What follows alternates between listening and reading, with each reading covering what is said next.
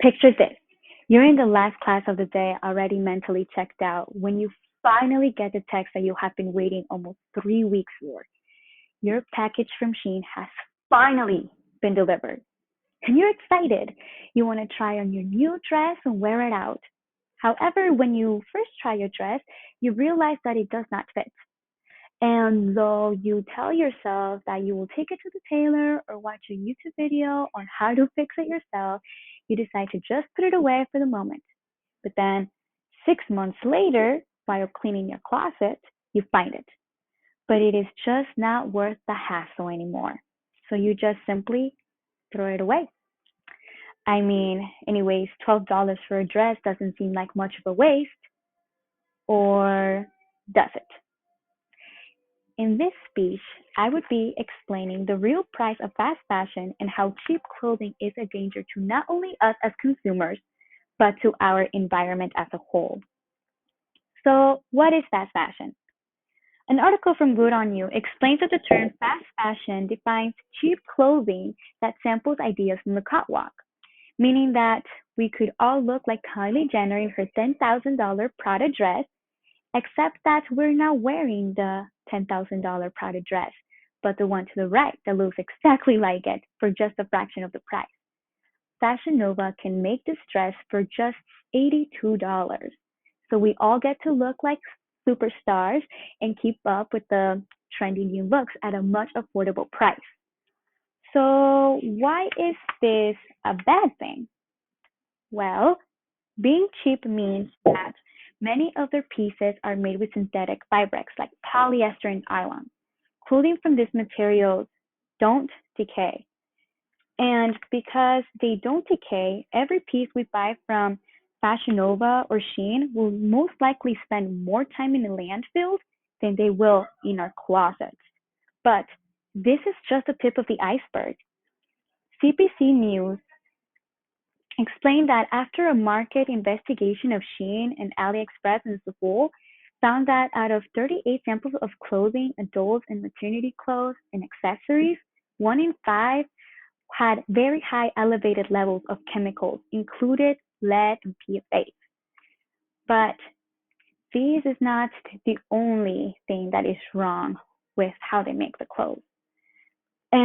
For example, to achieve the acid wash look or distress effect on jeans, workers have to dip their hands in harmful agent, causing rashes and other severe skin conditions, which is why they have to wear this stuff so they can be protected. But sometimes it does not work. And in India, an investigation found that factories supplying clothes for popular fast fashion realtors were leaking toxic chemicals into the river. As a result, there was a massive spike in cancer and tuberculosis in the area. Dumping these chemicals clothes in the ocean create microplastic as well as just having the chemicals alone in the ocean. And microplastics come from a variety of sources, including plastic debris that degrades from smaller pieces. So this plastic comes from car tires, road markings, or personal care products, that plastic that just stays there. And then these fabrics are then breaking down into smaller pieces called microplastics. And the leading result of microplastics are synthetic textiles, which means that most of our sea life is choking for the causes of fast fashion. So, what can we do? Well, the ultimate solution is to terminate the problem from the root and block fast fashion from producing any more apparel by having the United States government put an embargo on China to stop fast fashion brands from shipping to the United States. However, that is near to impossible. Um, because in 2020, China was the top trading partner of the United States based on import value.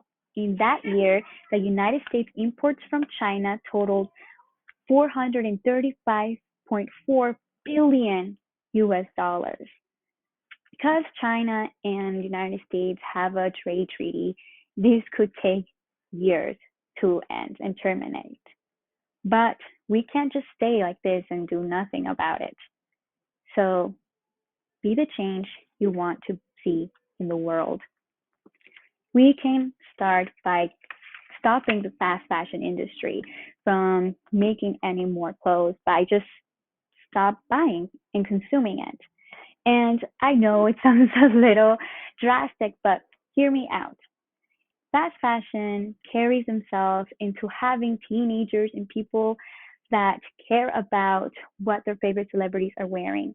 We're telling them that it is okay for them to have an expiration date on what we wear. Because what this industry does is take what is at its highest trending and have people buy and consume the new stuff while it's still new and popular. But when that stuff is no longer popular and no longer in trend, they just throw it out and start making the new clothes. And we have kept with this because we have told them that it's okay. So let's start by stopping that mentality and just buying better quality. I mean, if you buy jeans from Romwe at $16, they're really only going to be good for 5 or 6 wears. Versus if you invest your money in better jeans, those jeans are likely to last you more than a year or maybe even two. So we can start this by just drifting. We can just start buying secondhand clothes or donating our clothes that we no longer think that we would like. And especially if we know that we won't fix them ourselves or ship them back if they are too big on us. I know that me personally, I have much rather just thrown it out than fixing it because it's easy to just forget about. But with stuff like thrifting, you could also even sell your own clothes on Poshmark. And you could still have the same effect of receiving the text of saying your package has been delivered because Poshmark is an online thrift shop that allows you to sell your clothes from the comfort of your mobile, as well as shopping from other people's closets. So, as Vivienne Westwood said, buy less, choose well, and make it last. And if we start gaining this hobby later in life, microplastics will not be made up of just textiles, and the fashion industry wouldn't be holding on for long. Thank you.